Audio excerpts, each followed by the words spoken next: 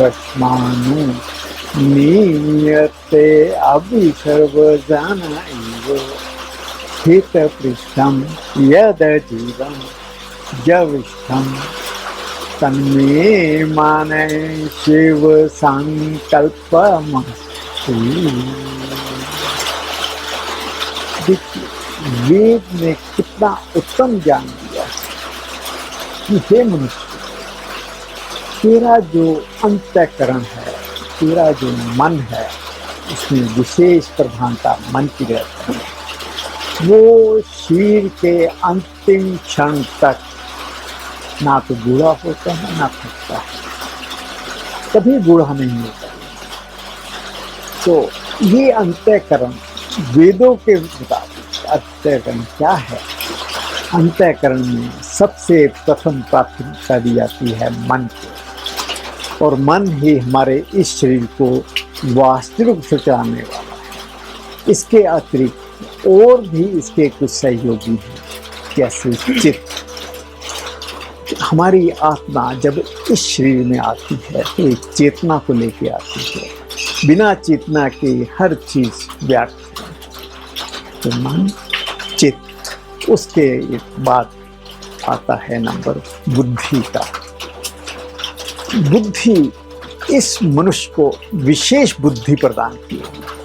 ये इससे बड़े कार्य कर सकता है। और सबसे चौथा आता है मेधा, इंटेलेक्ट। एक हमारा सबकॉन्शियस माइंड में इतना ज्ञान भरा हुआ है जिनको हमें उजागर करने की जरूरत है। तो जो मन, चित्त, बुद्धि और मेधा, इनको अंतःचक्षु बोलते हैं। ये चार चीजें हैं जो हमारे मनुष्य जीवन को यथार्थ चलाने वाली होती हैं। अब सबसे प्रथम महत्व देखिए क्या वेदों ने ये ज्ञान तो दे दिया कि हमारे अंदर चार अंतःकरण की वस्तु है, परंतु इनका महत्व क्या है? वेद कहता है कि मनुष्य जीवन का मुख्य अर्थ ही इस अंतःकरण को पवित्र करना है। सबसे बड़ा योग जो मनुष्य जीवन में करना होता है वो इसकी शुद्धि करना, पवित्रता करना। अंतःकरण की पवित्रता ही महान योग है। अंतःकरण की योग की जो मुख्य उद्देश्य है, वो जो इसका ध्यान योग है, वो भी इसकी पवित्रता है। हम जितनी भी साधना या साधन करते हैं, सबसे पहले उसमें अंतःकरण की शुद्धि आता है।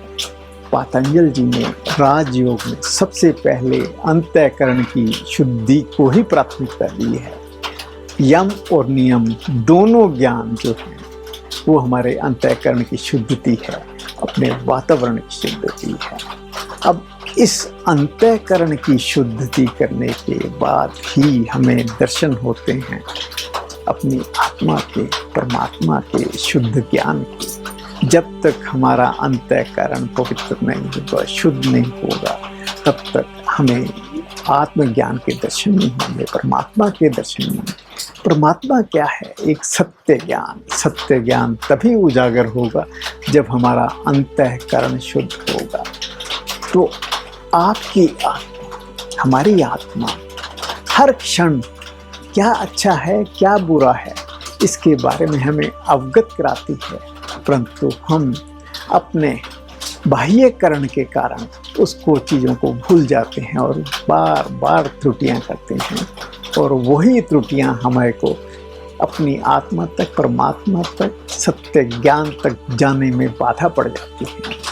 और अगर जिस टाइम ये अंतःकरण शुद्ध होता है तो हमारी भावनाएं दिन भर पवित्र होती जाती है, हमारा प्रेम पवित्र बनता रहता है, हमारी भक्ति और पवित्र हो जाती है, और इस सब से हमें मिलती है आनंद की अवस्था, जिसका कि हर एक मनुष्य के लिए मुख्य उद्देश्य ही इस आनंद को प्राप्त करना। जब ये आनंद मिलना शुरू होता है तो हमारे अंदर आत्मविश्वास जागता है। अंतःकरण की शुद्धि आपके आत्मविश्वास को मल्टीफोल्ड कर देती है, बढ़ा देती है। आजकल के इस समय में अगर हम सबसे बड़ी कमी कहाँ रही है, हमें आत्मविश्वास नहीं था कि मैं बीमार हो जाऊंगा, मेरे अंदर कमी है। ये इतना विश्वास नहीं था कि मैं इतना दृढ़ हूँ कि मैं हर बीमारी को अपने आप हटा सकता हूँ। तो ये आत्मविश्वास की कमी कहाँ से आई है? हमारे अंतःकरण में पवित्रता न रहने से, कुछ गलत खान पान से। और सबको पता है कि कौन सी चीज़ अच्छी है, कौन सी बुरी है, फिर भी हम ये गलतियाँ करते हैं।